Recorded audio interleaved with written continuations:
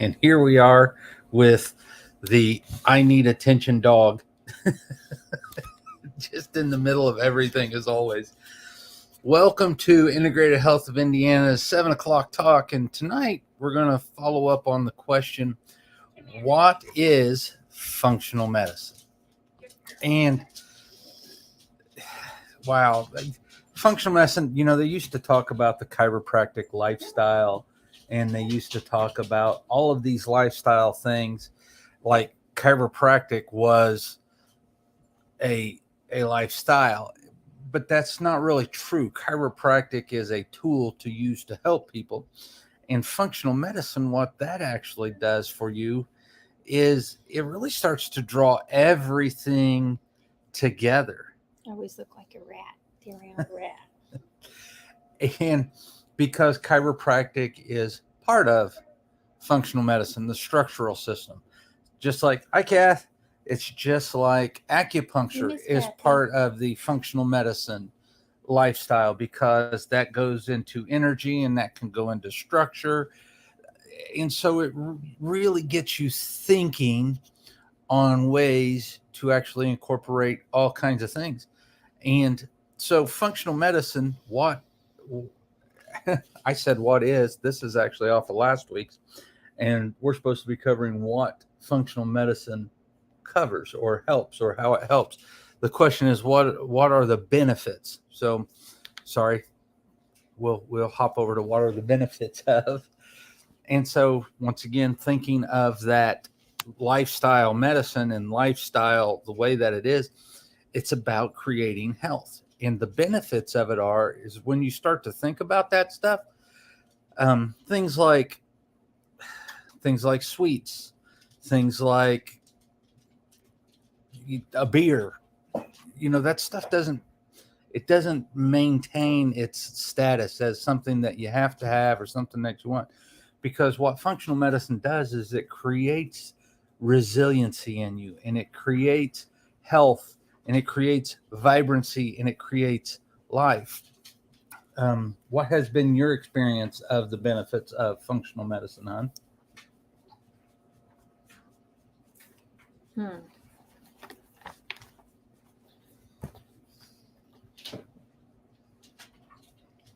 Well, mine is just I don't take any medicine, but if I just know what to eat, not to eat, I gotta sneeze really bad. She's gonna sneeze. Watch out.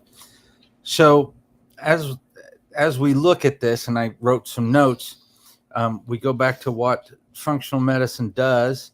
And so instead of a pill for an ill type of thing, we start to look at food as medicine. Your food, and food as medicine. Exercise.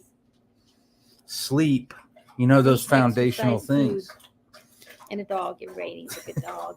Well, that fits into the biome. So then the body can do what it's designed to do. The body is designed to survive and adapt and overcome. And you have to have that resiliency. You have to have that life force within you that allows you to do this. And that's what functional medicine addresses. Do you have stressors in? There isn't anything that I have seen so far that functional medicine doesn't benefit from. Depression, anxiety, people who are always in fight or flight, whatever the case may be. There isn't anything that it doesn't address, because it's just a healthy way to think and a healthy lifestyle. And it's like dinner tonight. She's giving me my germs today. It's just like our dinner tonight. We made a verde sauce, and then I used orange and red tomatoes with it. So we're getting green and red and orange and white and yellow, all of these different colors. And the flavor is amazing. And the benefits to the body, you're getting your polyphenols and your bioflavonoids, and all of this was sourced from the farmer's market. And I sourced most of it this morning. And so it's super fresh. And you just can't find studies that say that fresh fruits and vegetables are bad for you or cause bad things. And if you have something that, say, you're having a sugar reaction because you're eating too many fruits, that's not because of the fruit. That's because you've done something beforehand. And so we've got to go back and fix that. And then as we fix that, then the body becomes resilient again.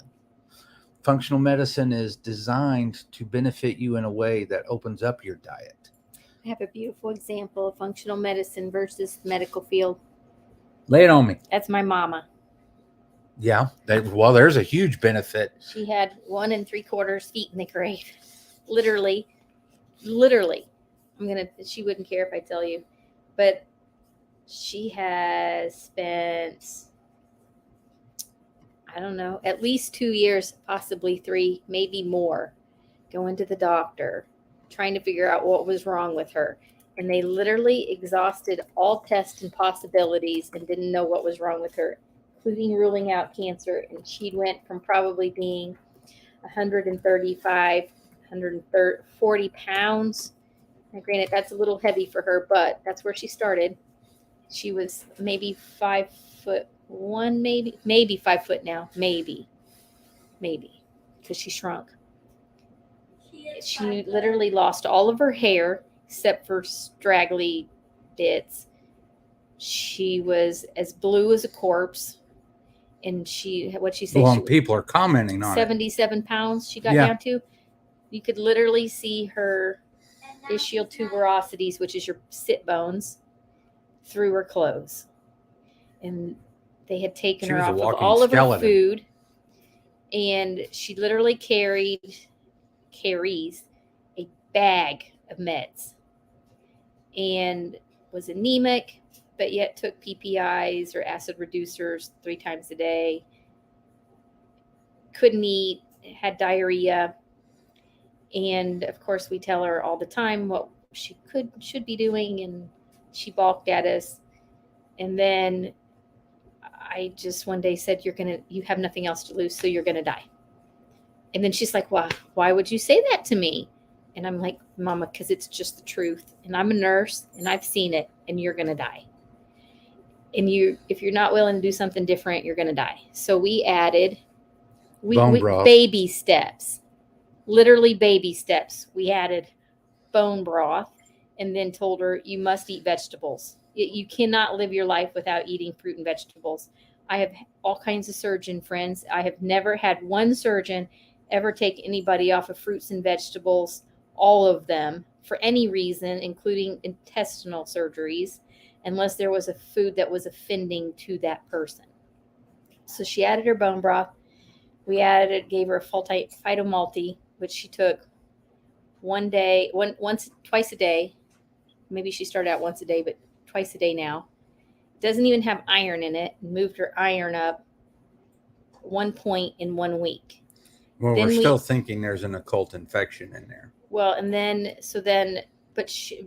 but within a week, her blood was better. So ask yourself a question here. I'm sorry.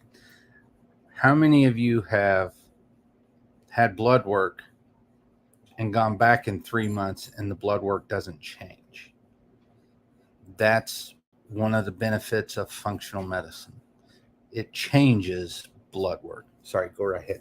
But it's not even with meds. So yeah. Then we added with nature's medicine. Food.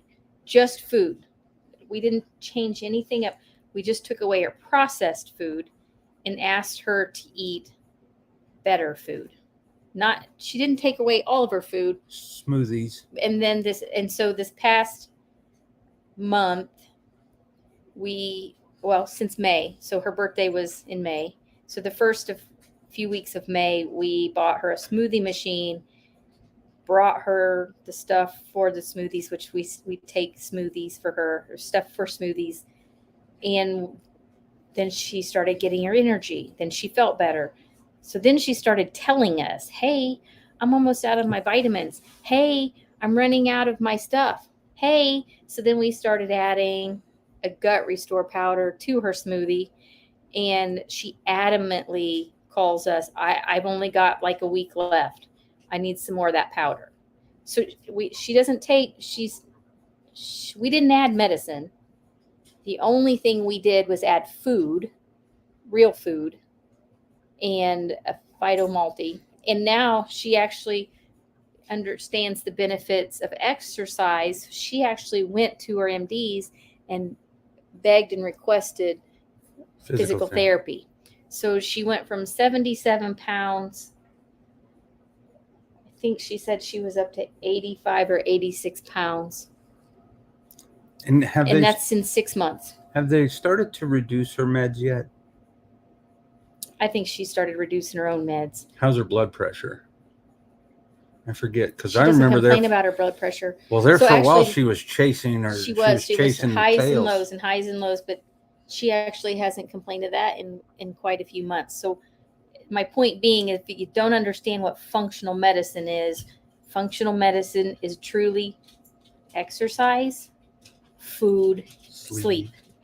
And if you don't change anything else, you can, with food, good food, sleep, and exercise, you can truly turn yourself around. She literally has taken her feet out of the grave. And I'm not even exaggerating. I cried because I knew she was going to die. And I didn't think she was going to die in 6 months. I didn't think she would live to the end of the month. I really thought we were going to be planning a funeral in the next weeks. But she didn't find the value in her health outside of the medical model until the MDs looked at her and said, we've exhausted all of the possibilities in labs and tests. We can't find anything wrong with you, but we also don't know what's wrong with you. And she then, when she realized that she was going to die and nothing was going to help her that she could get from the doctor, then she started listening. And now she went back to that same doctor. It was a gastroenterologist who took her off of all the food. She was really proud of herself, and I was really proud of her that she took all of her stuff in. And before the doctor could say anything, she basically told her, what you were doing was killing me, and this is what I'm doing, and I'm not changing it. But then, and my mom is very passive. Oh, yeah. Very, very passive. Super non-confrontational. Yeah, More so than even me. Not me, but extremely passive. But yet she wanted to let her know that this is what I'm doing and I'm not changing it. But then wanted to share with that doctor what she was taking and how it had affected her. And so I've said it before. I forget who says it, but the old philosopher that basically said the physician's job is to entertain the patient while the body does the work. And I have lots of MD friends, surgeons, and I love them. They all have they all want to do good. They do. They absolutely do. They all want to do good. You won't hear me talk bad about a surgeon or a doc. I don't believe. I personally have lots of experience in the medical field and with lots of wonderful and amazing people. You still go to your doctor. You still go to your MD. If I can't fix it and I think it's serious enough, I always go. I'll go, and then I'll ask, and then I figure together. She makes her decisions. She doesn't put the decision in the doctor or the medical doctor. No, I have a wonderful family doctor that I love and trust, and I have been friends with for a long time. But highly intelligent. I know the guy. Extremely intelligent, and I give him. I've already researched. He tells me what, and then he asks, like, what do you think? Like, we collaborate together, which is always how a physician and patient relationship should be. But I think the insurance company in the corporate world has created such a burden on them on a daily basis. And when you think that they walk into, I have to see 50 patients today in an 8-hour, maybe 10 hours. I don't know how long their day is, but just think about that. In 10 hours, you'd have to see 5 people an hour. that would be 20 minutes or less, because however minutes you spend with that doctor, he has to spend at least that and maybe more just charting and documenting what you had done. So it's not like it was 30 years ago when my mom used to go to the doctor and he'd greet her and we'd sit down and they'd spend 40 minutes talking to you, chit-chatting about who you are and what you're doing and your kids and all that. That just doesn't happen, because I think they're just pushed through and protocoled and insuranced to death.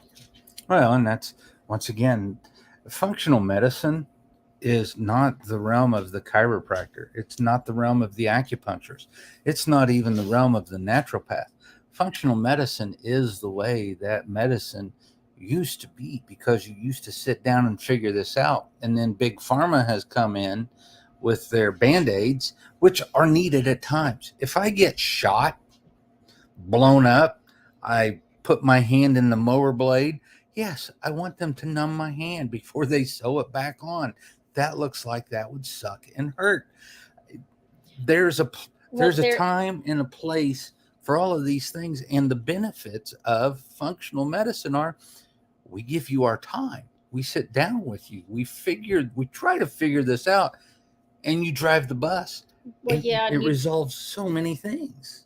If you fix the body with good nutrition, then you're not going to be in a position where you're going to have a heart attack or a stroke which you absolutely need to go to the hospital and doctors for that.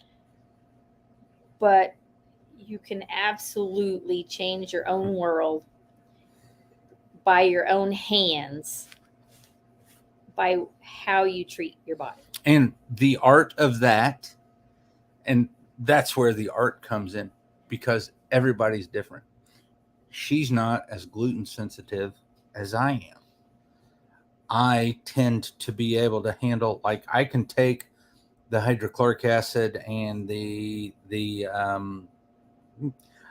I handle alcohol better than she does. Everybody is different, and that's where the art comes in, and the figuring it out, sitting down. Well, and that's where the functional medicine, everybody's treated individually where they are at. Yep. So we can't even fix ourselves on certain things because we're still tweaking and learning. But like, you have to meet that person where they're at and learn, because they're ultimately one of one. They're an N of one, and they drive the bus. So benefits of functional medicine, there really aren't any negatives. It's never going to hurt you. If it does, it's not actually the problem with functional medicine. It's we as practitioners didn't know everything and didn't figure something out or miss something. Well, the negative, if you have to have one, it's most likely that it is expensive. Can be. Because it takes a lot of effort and time, and you're actually spending money on tests that actually show things. Well, I mean, that's the negative that we hear a lot from other people. We don't consider that a negative. But we don't spend money on pills. To us, if I had to live on blood pressure meds and migraine medication and stuff like that, that'd be a whole different. We spend our money on the tests and supplements so that we don't have to do those things. We spend our money on the gym and food so that we don't have to spend money on the gym, food, sleep, medication. But functional medicine can be affordable to everybody, and there's so much information that you can find on your own and through our YouTubes, and those are free. Yes, and we should start to have more handouts on things that will be offered that are free, just so you can start to do these things on your own. With that being said, we went a little over, but we're passionate about this because it helps so many people. And then after you're done fixing things and looking into things and doing things, you don't have to do those tests unless something else goes wrong. You get to go, do, play, exist, have a life. And I will say that I'm kind of I'm extremely frugal, and I don't like to spend money. So to spend money on a test, I'd be like, yeah, no. However, there's a few tests that I feel like everybody should have, because then you learn exactly where your body stands right now, and then you can go from there. Yep. And we'll just pimp it out here. The GI map and the omics test. when we're going to talk about that, because the Biome FX test was, I think, one of the originals out, which is my absolute favorite. And now we have this GI map, and that basically maps out The microbiome. Yeah, your gut bugs, and tells you where you're at. And those things are so important. And until you get a really healthy biome system, you aren't going to really be able to tweak anything. Nope. Got to address the neurotransmitters, then you can start to address the body, then you can address the detox, and then and it's a stepwise So process. if you're going to invest in anything, invest in a test that's going to share with you your microbiome information. Yep. Actionable data. You have a wonderful evening. See ya.